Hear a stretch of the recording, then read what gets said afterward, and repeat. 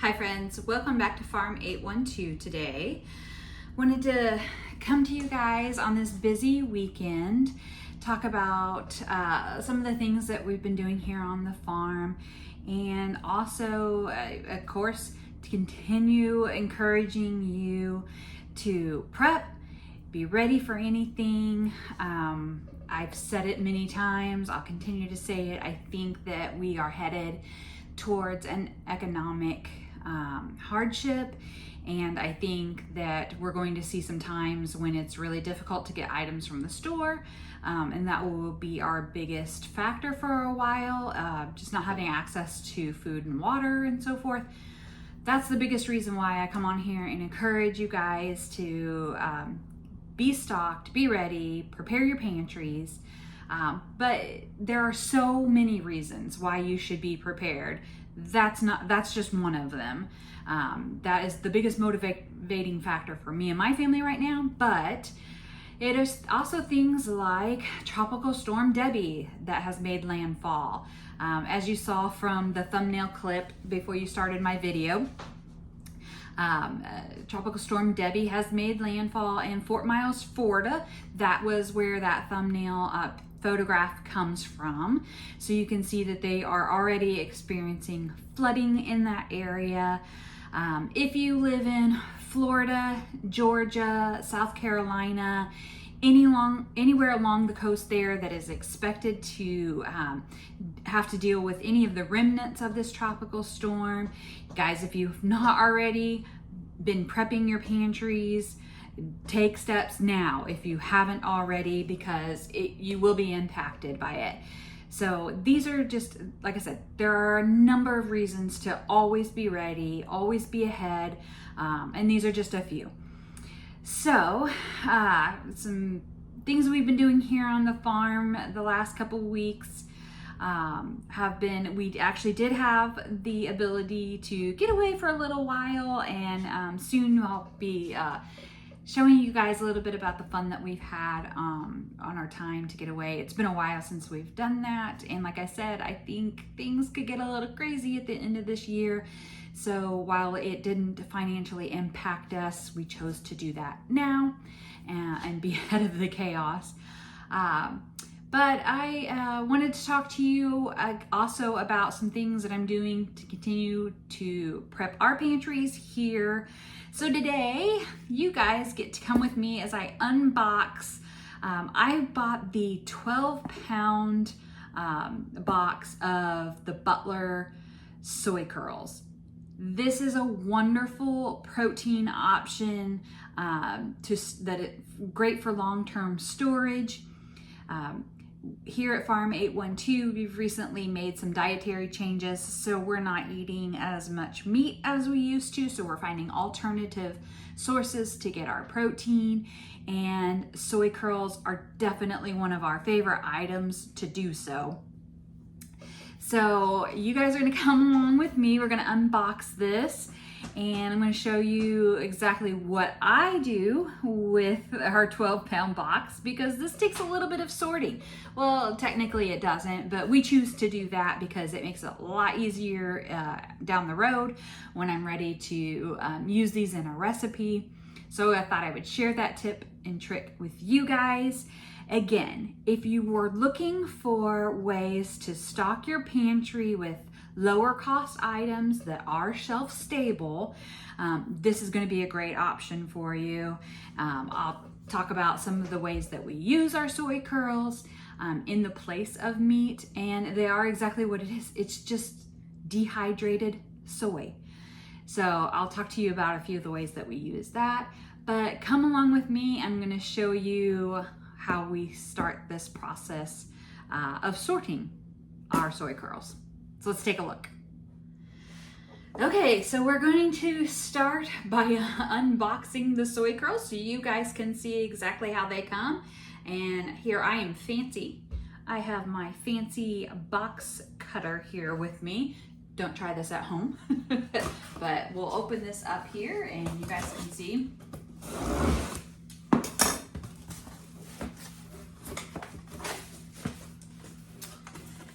So it comes with some suggested recipes, ways to use the soy curls. If they're a new item to you, you can give these a try. There's also some nutritional information on the back, so that is helpful. And it definitely weighs the 12 pounds. I'll guarantee you that. So this is what it looks like. It comes zip tied. So we definitely don't want to leave it like this for long-term storage. So we will open this up and take a look at ways to store this in a safer method.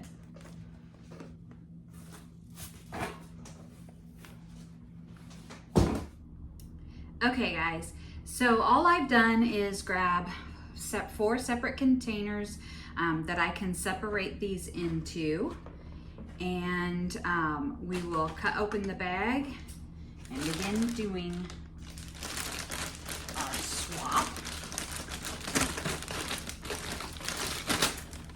And I intend to go through this whole bag, so I just cut the top off. No sense or need in me saving that, because these are not going to remain in here.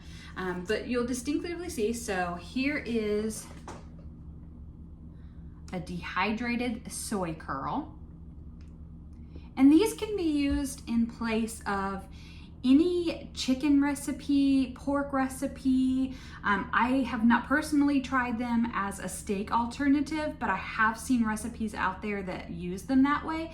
So you could even use these in place of some of your, like maybe steak fajitas or something like that. But yeah, so this is what they look like, just a dehydrated soy curl. They're kind of crunchy right now. To rehydrate them, all you do is place them in some warm water for about 10 minutes. After that, you just give them a gentle squeeze to squeeze out some of that water. You don't have to go crazy with it or do anything obnoxious with them, but you give them a little squeeze to get most of the moisture out, and then they're ready to be prepared in whatever recipe that you're using. So again, these are a favorite for us, you guys. Just because you don't eat meat or eat meat often does not mean that you should have to miss out on the meat texture of items. So here's what we use. So you can see this is a larger one, so that would have a container of its own. Whereas here is a much smaller piece. So I'll separate that as well. The pieces that are about an inch or so, I will give them a container of their own as well. And then I won't see that for quite some time, but then there's going to be some little dust particles in the bottom of this bag that can be used in breading recipes, meatloaf and stuff like that. When you need some sort of breading binder, it is a great option for that.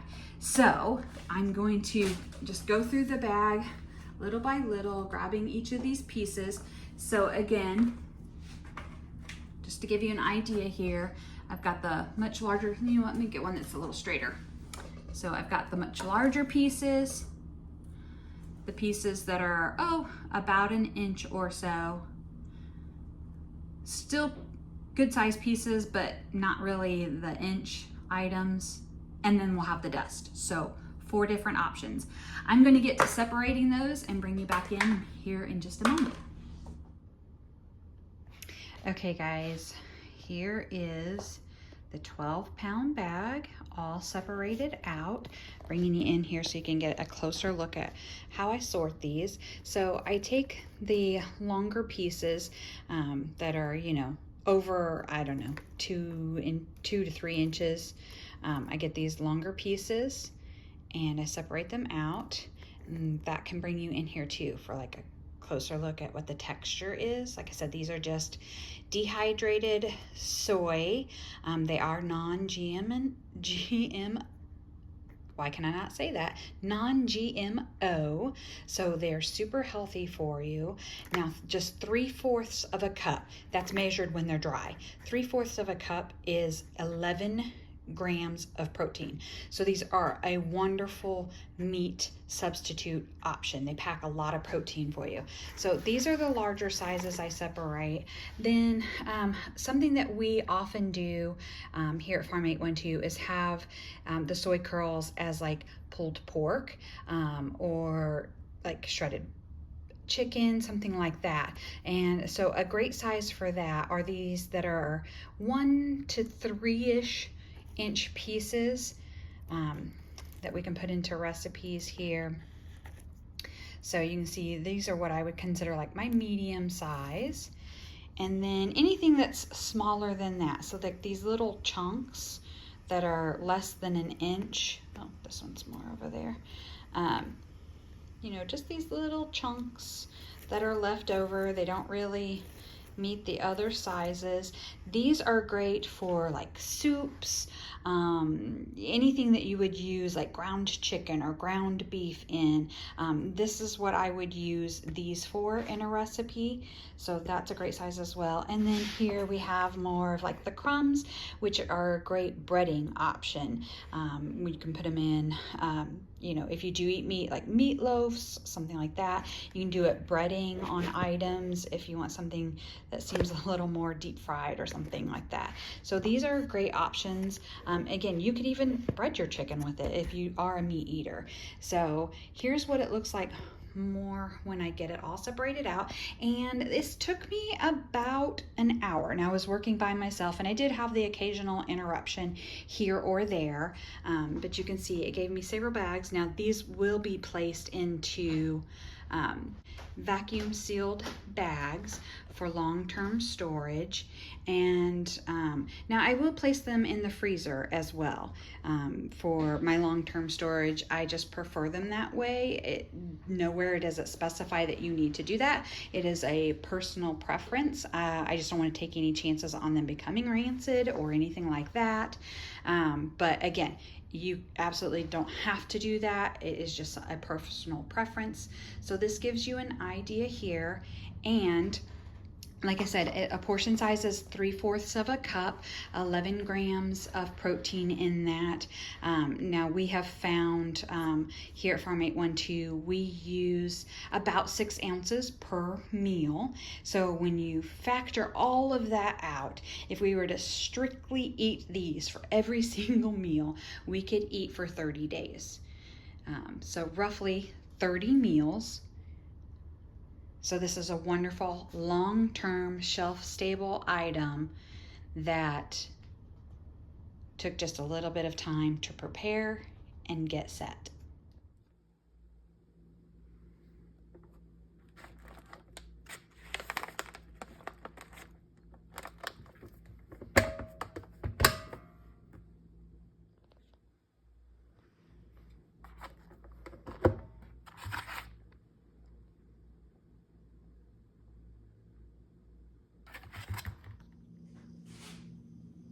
Okay guys, so I'm all done and you can see here, just as I had predicted, it made 30 servings for all of us here at Farm 812, which is perfect. Like I said, that's an entire month's meals. Now we won't obviously use these all in the same month, but that's 30 meals that we're now covered for, and this is a shelf-stable item, so that's perfect. And in addition to those meals, again, I have also all of this, you know, kind of breadcrumbing now that I can use in different recipes as well. So this will be going into a freezer safe bag as well, and we'll use that. I didn't vacuum seal this one because we'll go through it a lot quicker. So there's that. So keep prepping, guys. As you can see, we have some garden fresh picks here. So those will be, we'll be vacuum sealing that up and canning those as well. And don't forget, continue to stock up on safe containers that you can put your food in as well. I've gotten several containers over the last couple days, so I'm going to be cleaning these up and getting them ready to go and placed on our shelves. So just keep at it, guys. If you need a recommendation for a vacuum sealer, I will put that in the description below. We've had ours now for 4 to 5 years. It's still going strong. It was not expensive, and so I'll place that down below if that's something that you're interested interested in and would like a recommendation. I will also place we purchase our Butler soy curls from Amazon. There are a few different options on how the sizing and portions that you can purchase those on. Typically it'll be an 8-ounce bag, or if you're, gung-ho like I am, you can go up to that 12-pound option. So I'll put those in the description below. You can go check that out, take a look at some pricing for the different portion sizes and see that as well. But like I said, keep prepping, guys. Get those items on your shelf. If you are in the path of the tropical storm Debby, I will be praying for you. If you haven't already started preparing, be sure to do that. Like I said, I know that Florida, Georgia, and portions of South Carolina, you guys are all in that path. So be prepared, keep your eye on the weather, and until the next time, I'll be praying for you.